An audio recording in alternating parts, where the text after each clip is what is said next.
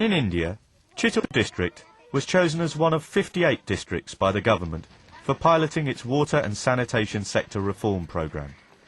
There is a close connection between groundwater availability and rural poverty in this semi-arid part of Andhra Pradesh.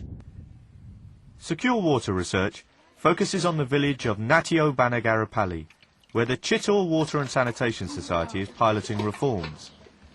In typical Indian families, particularly rural families, availability of water itself is a major livelihood issue. Women in particular spend long hours fetching water. There are various other obstacles in getting assured and regular supply of water throughout the year. Water is also used to a large extent for agriculture purposes, which is the mainstay of rural economy.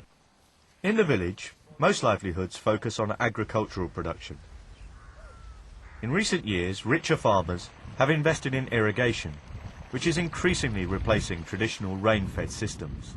We are working obviously in a drought-prone area where we are relying on groundwater for providing both drinking water as well as agriculture irrigation water. And obviously there is a competing demand between the two. In summer months, the water levels also go down and it becomes a problem both for drinking water as well as agricultural purposes. But water problems in this community are not just about availability. There is also unequal access to the resource. The socially dominant Reddy caste have historically controlled land and water resources and employed neighbouring Banjara or tribal caste families as agricultural labourers. I have 7 acres of land in this village and I grow groundnuts and tur dal, a kind of lentil. When we have rains, sufficient rains, then only we can grow crops, otherwise we have to leave the lands fallow. In my fields, I hire people from the ST community, the backward community and the other community people also. Families from different castes live separately. Tribal caste families lived in temporary dwellings until a recent government initiative provided subsidies for new houses. Furthermore, they have traditionally depended on the Reddys for access to water, for drinking and other purposes.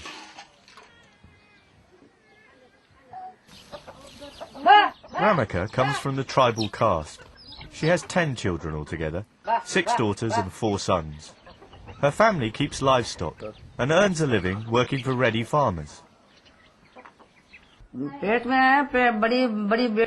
we used to collect water from wells for the livestock earlier, once I was carrying a child and I fell in the well. I slipped and fell in the well while carrying water. The small livestock like poultry and goats are usually used for meat, and the goat's milk is also used for feeding children. The larger livestock like cows and buffaloes are used for milk purpose. And the bullocks are used in the agriculture fields, but when there's no water, we have the difficulty of feeding these animals, so we have to sell them.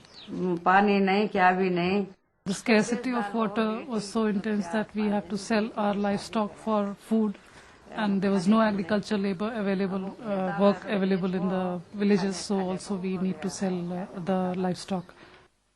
Water access is a key determinant of livelihood security. Farmers who cannot afford to irrigate have been forced to sell their land, and many families have migrated to seek alternative income sources.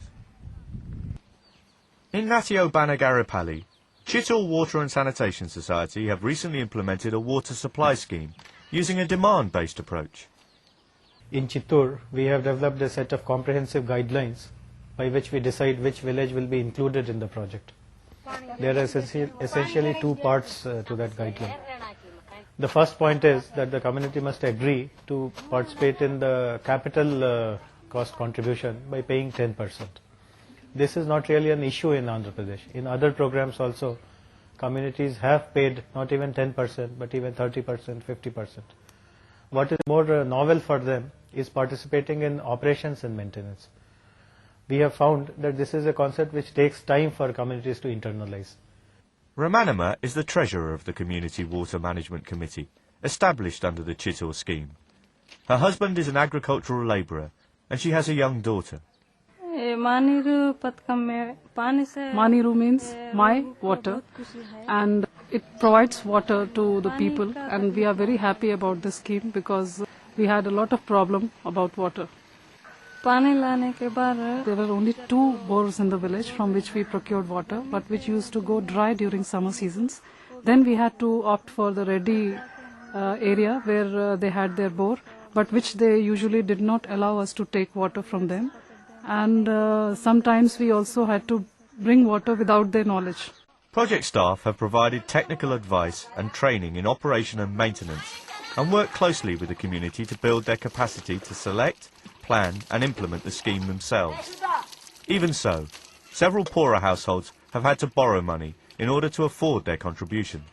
Once the community has expressed its willingness and it has been included in the project, we provide before them a set of options based on a set of parameters in that village.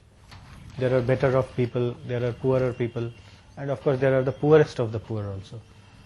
Logically, one would expect that the most affordable option would be selected, but we are noticing that people are going for the best available option. The new scheme has both direct and indirect benefits for members.